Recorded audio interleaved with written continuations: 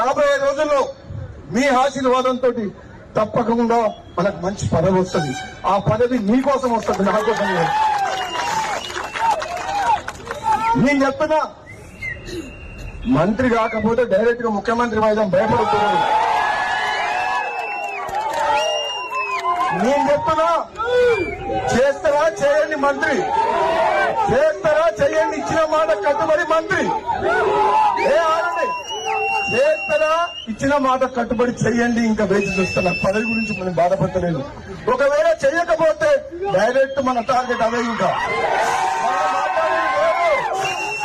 మీరు ఏం చేయండి అంటే మునుగోడు మీరు చూసుకోవాలి, తెలంగాణ మీరు చూసుకుంటారా? మునుగోడు చూసుకుంటారా? తెలంగాణ నేను జెండా ఎగరేయాలా?